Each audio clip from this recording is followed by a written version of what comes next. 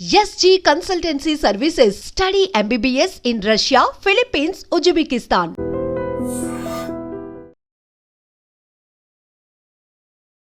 నమస్తే, welcome back to IT media. మన ఆయుర్వేదం ప్రోగ్రామ్కి అందరికీ స్వాగతం. సో ఈరోజు మనతో ఒక స్పెషల్ గెస్ట్ ఉన్నారు.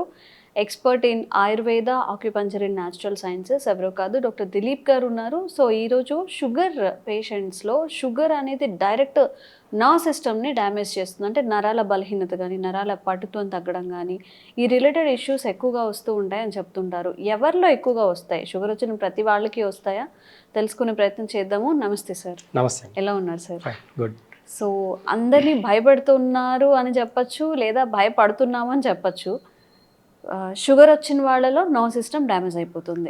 అంటే ఇప్పుడు రీసెంట్గా వచ్చిన వాళ్ళకి డ్యామేజ్ అవుతుందా? షుగర్ లెవెల్స్ హై ఉన్న వాళ్ళకి డ్యామేజ్ అవుతుందా? ఎలాంటి వాళ్ళకి డ్యామేజ్ అవుతుంది? నర్వ్ సిస్టమ్ అదే ఈ నరాల వీక్నెస్కి షుగర్కి ఏమైనా ఇంటర్ రిలేటెడ్ ఉందా? ఇవన్నీ అపోహలేనా? మీ ద్వారా ఆడియన్స్కి ఈరోజు ఒక అవేర్నెస్ అయితే కల్పిద్దాం మనం. అంటే యాక్చువల్లీ చూడాలండి, ఇప్పుడు షుగర్ ఎక్కువైంది అనుకోండి, ఆ షుగర్ ఎక్కడ డిపాజిట్ అవుతుంది, ఆ షుగర్ లెవెల్స్ ఏ ఆర్గాన్ మీద ప్రభావితం చూపిస్తుంది, ఇది అబ్జర్వ్గానే చేస్తే షుగర్ అనేది ఓవర్ షుగర్, అంటే షుగర్ ఎక్కువైనప్పుడు మాత్రమే నర్వస్ సిస్టంలో డ్యామేజ్ అనేది వస్తుంది.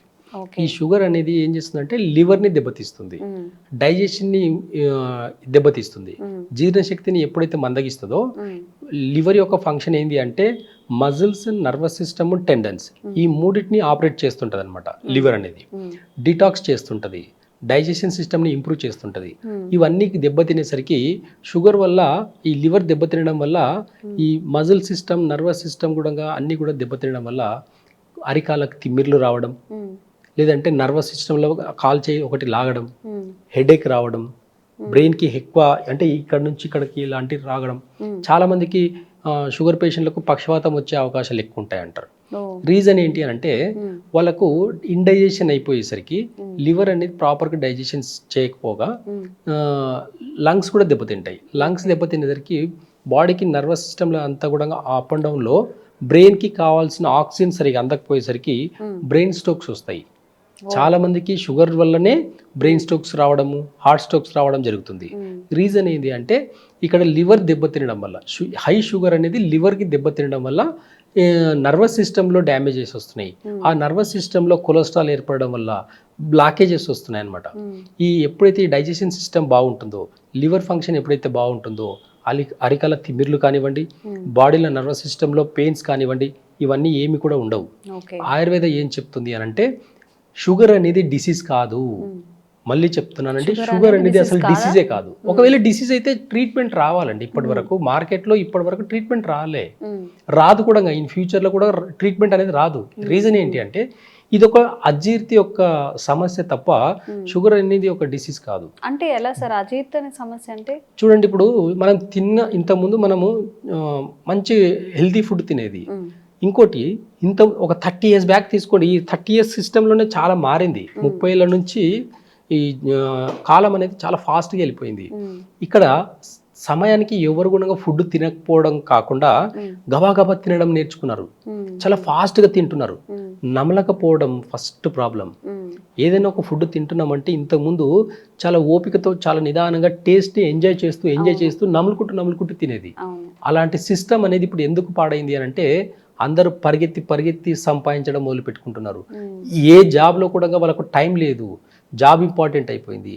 నిద్ర, ఆకలి, దప్పికలు అన్నీ మర్చిపోయి వాళ్ళు చేసే పని వృత్తిని చాలా ఇంపార్టెన్స్ ఇస్తున్నారు, కానీ హెల్త్కి ఇవ్వడం లేదు. ఎప్పుడైతే హెల్త్కి ఇంపార్టెన్స్ ఇవ్వట్లేదో ఇవన్నీ ఒక క్రానిక్ డిసీజ్గా మారిపోతున్నాయి. కానీ షుగర్ అనేది ఒక డైజెషన్కి సంబంధించిన ఇష్యూయే తప్ప షుగర్ అనేది క్రానిక్ డిసీజ్ కాదు. ప్యాంక్రియాస్ సరిగ్గా పనిచేయదు. ప్యాంక్రియాస్ ఎప్పుడైతే సరిగ్గా పనిచేయకపోవడం వల్ల షుగర్స్ అనేటివి అప్ అండ్ డౌన్ అవుతుంటాయి. షుగర్ ఎక్కువ అవ్వడం వల్ల ఎలాంటి ఆపదలు లేవండి, కానీ షుగర్ తగ్గింది అనుకోండి చాలా ప్రాబ్లమ్స్ వస్తాయి. షుగర్ ఎక్కువ ఉండే వాళ్ళు సఫర్ అయ్యేది తక్కువ అనుకుంటే షుగర్ డౌన్ అయ్యే వాళ్ళు సఫర్ అయ్యేది ఎక్కువ. కాబట్టి టైప్ 1 డయాబెటిక్లో ఎలా ఉంటుందంటే హై లెవెల్ షుగర్స్. కొంతమందికి ఇన్సులిన్ తీసుకుంటే తప్ప బాడీ బ్యాలెన్స్ అవ్వదు. ఆ ఇన్సులిన్కి అడిక్ట్ అయిపోయి వేరే మెడిసిన్స్ ఏవి కూడా పని చేయకుండా పోతాయి ఆ బాడీకి. బాడీ అనేది ఎలా తీసుకుంటుందంటే ఏదైనా మనం ఏది ఇస్తే అదే తీసుకుంటుంది. మనం గుడ్ హెల్త్ మంచి ఒక ఆహారం తీసుకొని నమిలి తీసుకున్నాం అనుకోండి, ఆ రోజు షుగర్ లెవెల్స్ తక్కువ ఉంటాయి. ఎప్పుడైతే మనం గబా తింటున్నామో చాలా వయసుకు సంబంధం లేకుండా చాలా ఫాస్ట్గా పిల్లలకు చూడండి, ఎగ్జాంపుల్ పిల్లలకి స్కూల్కి రెడీ అవ్వాలని చెప్పేసి అలా కుక్ చేస్తుంటారు మదర్స్. అలా దబాదబా తినేసి స్కూల్ టైం అయింది అని చెప్పేసి పరిగెడతారు. కానీ ఆ చిన్నపిల్లల్లో కూడా డయాబెటిక్స్ రావడానికి రీజన్ ఏంటి అని అంటే ఈ డైజెషన్ సిస్టమ్ అని చెప్పేసి నేచర్ చెప్తుంది. ఓకే, ఇప్పుడు మనం మాట్లాడుకుంటున్నాము నర్వ్ సిస్టమ్ డ్యామేజ్ అవుతుందా లేదా అని చెప్పి, అండ్ తినకూడని పదార్థాలు తినకూడని టైంలో తింటున్నాం అంటున్నారు. అసలు తినాల్సిన పదార్థాలు ఏంటి? షుగర్ ఉన్న వాళ్ళు తీసుకోవాల్సిన ఆహార పదార్థాలు ఏంటి? చూడండి, ఇక్కడ ఒకప్పుడు 3 పూట పల్లెటూరులో కానివ్వండి, ఇప్పుడు నా లైఫ్ స్టైల్ తీసుకోండి, ఒకప్పుడు 3 పూటలు అన్నం తినేది, ఏమయ్యేది కాదు. ఎవరైనా సరే ఒక 30 years బ్యాక్ అందరూ 20 years బ్యాక్ అందరూ 3 పూటలు అన్నం తిన్నా కానీ ఏ రోజు షుగర్ పెరగలేదు, తగ్గలేదు, నార్మల్గా ఉండేది. అంటే ఎక్కడ ప్రాబ్లమ్స్ వస్తున్నాయంటే ఇంతకుముందు టేస్ట్కి ఇంపార్టెన్స్ ఇచ్చేది కాదు, హెల్దీ ఫుడ్కి ఇంపార్టెన్స్ ఎక్కువ ఇచ్చేది మనము. దాంట్లో ప్రధానంగా తీసుకుంటే అంటే ఒక్కసారి అజీర్ణ శక్తి అనేది డైజెషన్ సిస్టమ్ ఒకసారి ఇన్బ్యాలెన్స్ అయితే పులుపు వస్తువులు తినకూడదు. ఆ పులుపు తినడం వల్ల ఇంకా ఇండైజెషన్ అయిపోయి షుగర్ లెవెల్స్ కానివ్వండి, థైరాయిడ్ కానివ్వండి, బీపీ కానివ్వండి, ఇవన్నీ పెరిగేదానికి అవకాశాలు ఎక్కువ ఉంటాయి అన్నమాట. కాబట్టి ఈజీ డైజెషన్ అయ్యే ఫుడ్ తీసుకోవాలి. ఒకరికి డైజెషన్ సిస్టమ్ బాగాలేదు అని అంటే ఫస్ట్ ఓన్లీ ఒక 2 weeks వరకు ఇది మీరు ట్రై చేసి చూడండి, ఎంత ఎఫెక్టివ్గా ఉంటుందంటే మీరు నమ్మరు, కానీ ట్రై చేయండి ఒకసారి. షుగర్ లెవెల్స్ బాగా హై ఉండే వాళ్ళకు ఫస్ట్ ఓన్లీ వెజిటేబుల్స్ అన్నీ కూడా హాఫ్ బాయిల్ అని చెప్పేసి సగం ఉడకబెట్టేసి అన్ని కొన్ని వెజిటేబుల్స్ అన్ని తీసుకుని ఒక దాంట్లో వేసేసి బాయిల్ చేసుకుని తినడం నేర్చుకోండి. దాంట్లో కొంచెం సాల్ట్, పింక్ సాల్ట్, కొంచెం బ్లాక్ పెప్పర్ వేసుకుని తినడం మొదలు పెట్టుకోండి. డైజెషన్ సిస్టమ్ చాలా ఇంప్రూవ్ అవుతుంది. ఆ డైజెషన్ సిస్టమ్ ఇంప్రూవ్ అయిన తర్వాత మీరు ఒక 2 weeks తర్వాత బాగా కంటిన్యూగా పాటించి చూసి 2 weeks తర్వాత మీ షుగర్ లెవెల్స్ చూడండి, చాలా అద్భుతమైన రిజల్ట్స్ ఉంటాయి. అంటే వెజిటేబుల్స్ అన్ని చాలా ఈజీగా డైజెషన్ అవుతాయి. ఎప్పుడైతే ఈ పప్పు దినుసులు ఇవన్నీ ఉంటాయో, నాన్ వెజ్ అయితే ఉంటాయో, హెవీ ప్రోటీన్, ఈ హెవీ ప్రోటీన్ డైజెషన్ సిస్టమ్ని ఇంకా ఇన్బ్యాలెన్స్ చేస్తాయి. అవి తినడం వల్ల ఏమవుతుంది అంటే ఇంకా ఇండైజెషన్ ఫామ్ అయిపోయి, గ్యాస్ ఫామ్ అయిపోయి అక్కడ నర్వస్ సిస్టంలో ప్రాబ్లమ్స్ వస్తాయి, నర్వస్ సిస్టంలో బ్లాకేజెస్ వస్తాయి అనమాట. ఇలాంటి సిమ్టమ్స్ అన్ని కూడా డయాబెటిక్స్ వల్ల దాంట్లో చాలా ఎక్కువ చూడొచ్చు అనమాట. సో దీన్ని అవాయిడ్ చేయాలి, మనం హెల్తీగా ఉండాలి, షుగర్ లెవెల్స్ కంట్రోల్లో ఉండాలి, నర్వ్ సిస్టమ్ డ్యామేజ్ అవ్వకూడదు అంటే ఏం చేయాలి? మీరు ఫస్ట్ లివర్ని మంచిగా పెట్టుకోవాలి. లివర్ని మంచిగా పెట్టుకోవాలనుకుంటే ఈజీ డైజెషన్ ఫుడ్ తీసుకోవాలి. నేను చెప్పినట్టు ఈ కొన్ని వెజిటేబుల్స్ అన్ని బాయిల్ చేసి తినడం వల్ల లివర్ అనేది డీటాక్స్ అవుతుంది, అంటే మెటబాలిజం సిస్టమ్ ఇంప్రూవ్ అవుతుంది, ఈజీగా డైజెషన్ అయిపోయి. ఓన్లీ వెజ్ తినాలండి, నాన్ వెజ్ తినే వాళ్ళు తినొచ్చు అంటే డైజెషన్ సిస్టమ్ ని ఫస్ట్ కరెక్షన్ చేసుకోండి. డైజెషన్ సిస్టమ్ ని ఫస్ట్ ఇంప్రూవ్ చేసుకోండి. ఈజీగా అరగాలనుకుంటే వెజిటేబుల్స్ ని హాఫ్ బాయిల్ చేసుకొని తినండి. అప్పుడు ఏమవుతుందంటే అన్ని వెజిటేబుల్స్ ఒక 2 hours డైజెషన్ అయిపోతాయి. మిగతా పప్పు దినుసులు అన్నిటికీ 4 hours to 6 hours పడుతుంది. కాబట్టి ఈ పప్పు దినుసులు తగ్గించి ఫస్ట్ ఒక 2 weeks డైజెషన్ సిస్టమ్ ని ఇంప్రూవ్ చేసుకున్నానికి 2 to 4 weeks వరకు వాడి చూడండి. మీరు sugar levels, thyroid levels, BP ఇవన్నీ కూడా నార్మల్గా వస్తాయి. ఎందుకంటే లివర్ అనేది ప్రాపర్గా పనిచేస్తుంది. వేస్టేజ్ అంతా అంటే లివర్ ఎలా ఉంటుందంటే లివర్ అండ్ గాల్ బ్లాడర్ ఈ రెండు కూడా డైజెషన్ సిస్టమ్ ఇంప్రూవ్మెంట్ చేసిందే కాకుండా వేస్టేజ్, బాడీలో ఉండే వేస్టేజ్ని అంతా కూడా బయటికి పంపించడం జరుగుతుంది. డయాబెటీస్ని కంట్రోల్ చేస్తుంది, బీపీని కంట్రోల్ చేస్తుంది. ఈజీ ఫుడ్ అంటే వెజిటేబుల్స్ని బాయిల్ చేసుకుని తినడం ఒక 2 weeks అలవాటు చేసుకోండి. ఇవి తర్వాత రిజల్ట్స్ చూడండి మీరు, అంటే అద్భుతంగా, అంటే బ్లాకేజెస్ కూడా పోతాయండి. నర్వస్ సిస్టంలో బ్లాకేజెస్ ఎక్కడ ఉంటే కూడా పోతాయి. ఎందుకంటే అక్కడ డైజెషన్ ప్రాపర్గా జరిగినప్పుడు విటమిన్స్, మినరల్స్, ప్రోటీన్స్ ఇవన్నీ కూడా బాడీకి ప్రాపర్గా అందుతాయి అనమాట. ప్రాపర్గా అందించే యొక్క రోల్ అంతా కూడా kidney, liver plus gall bladder తీసుకుంటుంది. కాబట్టి ఆ సిస్టమ్ని ఇంప్రూవ్మెంట్ చేయండి, ఈ లివర్ యొక్క సిస్టమ్ని ఇంప్రూవ్మెంట్ చేయండి. చేసిన తర్వాత అప్పుడు హెవీ ఫుడ్ తీసుకోండి, నాన్ వెజ్ కానివ్వండి, ఏదైనా సరే తీసుకోండి. నాన్ వెజ్లో మాత్రం ఖచ్చితంగా నేను చెప్పే పర్సనల్ నా అడ్వైజ్ ఏంటి అంటే చికెన్, ఎగ్ అనేది చాలా పాయిజన్ అండి ఇప్పుడున్న జనరేషన్లో. పారంకోడి ఇవన్నీ కూడా పాయిజన్, ఆ న్యాచురల్గా పెరిగేవి కాదు. అదే మేక మాంసం చూడండి, న్యాచురల్గా అది ఊరంతా తిరిగేసి, అడవంతా తిరిగేసి మేస్తూ తిరుగుతుంది కాబట్టి పెద్దగా దానికి పెద్ద ప్రాబ్లమ్స్ ఉండవు. కానీ చికెన్, ఎగ్ అనేది చాలా ప్రాబ్లమేటిక్ అండి.